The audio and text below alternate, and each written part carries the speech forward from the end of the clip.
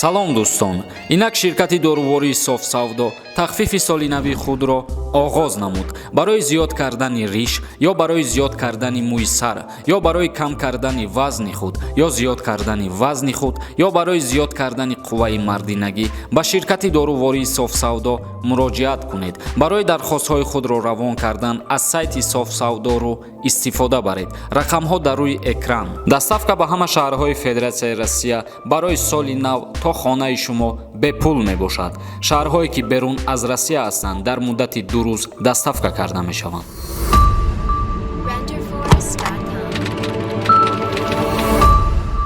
ассалому алайкум ба ҳар як нафаре ки айни ҳол навории моро тамошо карда истодааст. Мо имрӯз як хабари нав ва як хабари муҳими дигара пешкаши шумо мегардонем ва баъдан саволҳое ки равон кардагӣ бидеҳед ба саволҳотон ҷавоб мегардонем. То охири видеора бо диққат гӯш кунед. Пеш аз шурӯъ кардани барнома ба шумо хотиррасон мекунем ки ҳар нафаре ки мехоҳам моро ва канали моро дастгирӣ кунад, ссилкае ки дар комментария закрепит кардагиай бидроен ба промокоди мо регистратсия кунед ва и аз тарафи шумо ба мо як дастгирӣ мешавад. Шурӯъ мекунем барномаро. Имрӯза мавзӯи мо оиди аввалин парвозҳо баъди чандин муддатҳо баста буданаш бо ҷумҳурии Узбекистон.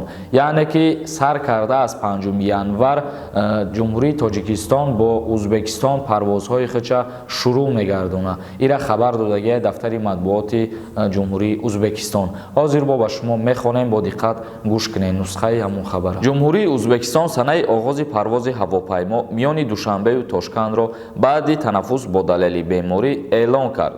Хабар дар бораи оғози парвозҳо миёни Тоҷикистону Узбекистонро дафтари матбуоти ширкати ҳавопаймоии Узбекистон нашр кардааст. Нахустин парвоз 5 январи соли 2021 дар назар аст. Ҳавопаймо дар масири Тошканд, Душанбе, Тошканд парвоз хоҳад кард. Яъне ки аз Тошканд ба Душанбе ва баъдан боз аз Душанбе ба Тошканд парвоз анҷом медиҳанд сар карда аз 5 январи соли равон. Феълан тибқи қарори мақомоти Узбекистон шаҳрвандоне ки марзи ин кишварро убур мекунанд бояд аз санҷиши сареҳ гузаранд ки аз ҳисоби худи мусофир анҷом дода мешаванд. Яъне ки аз санҷиши тестиро дар назар доранд бояд ҳар як шахсият, ҳар як нафаре ки дохили ҳавопаймо мешавад ё ки дохили Узбекистон мешавад ба худаш анамун ҳуҷҷата дошта бошад. Яъне ки аз тест гузашта бошад ва гузаштани тест и аз ҳар як шумо мақсад аз пули худтон гузашта мешавад. Яъне ки гузаштани тест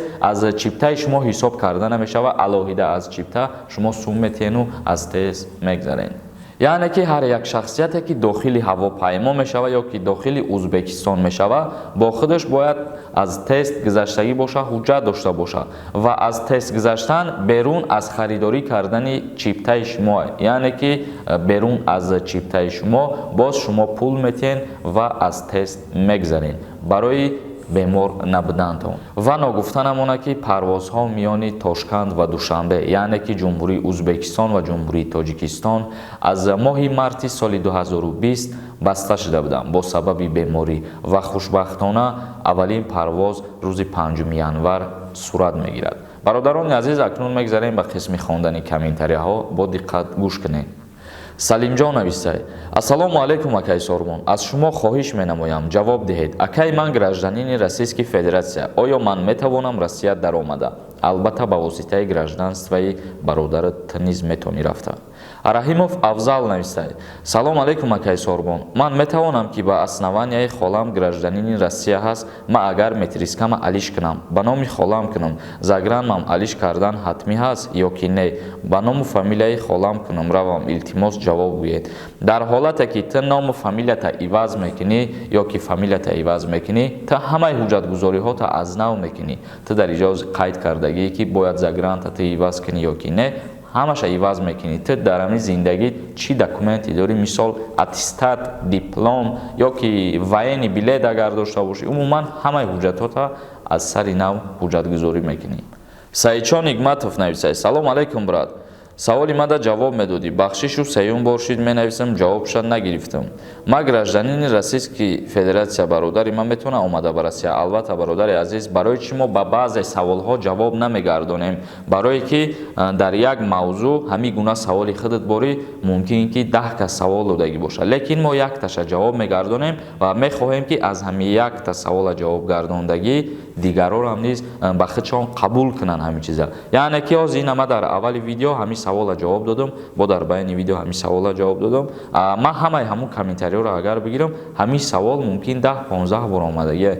ба ҳамин хотир баъзе нафарат аз ман хафа нашавед ки саволи моро ҷавоб наметӣ. ман аз байни 10-15 саволи якхела якташа мехонам бародар.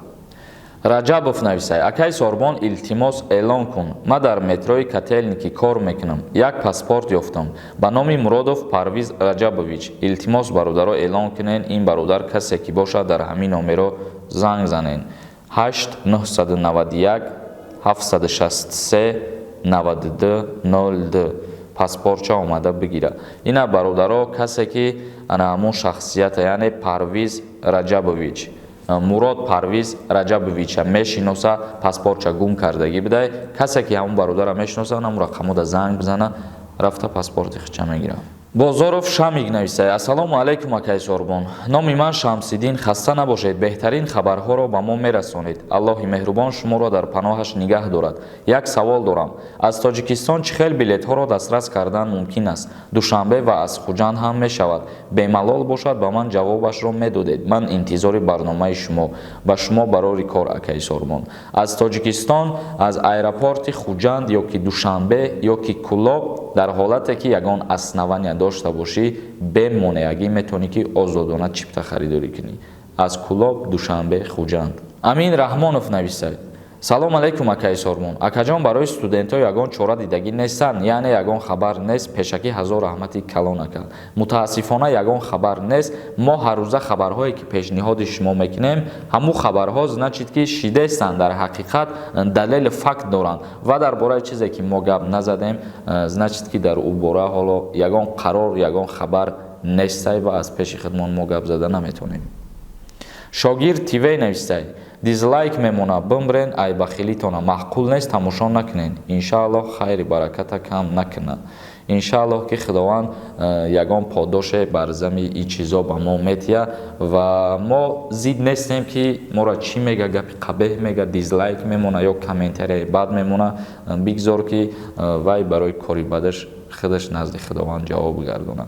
лекин чандин маротиба мо хоҳиш кардем ки суханҳои қабеҳ назанед. агар ки маъқултон нестай, канали мо надороен аввалш.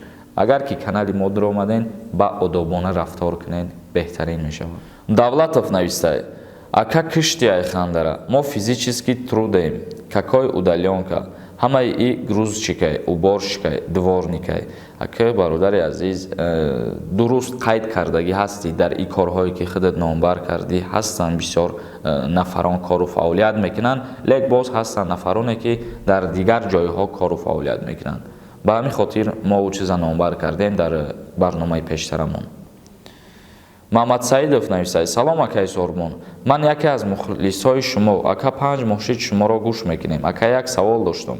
агар фирма ки ман кор мекардам метавонам маро фарёд кунам? Илтимос ҷавоб де. Пешакӣ ҳазор раҳмат.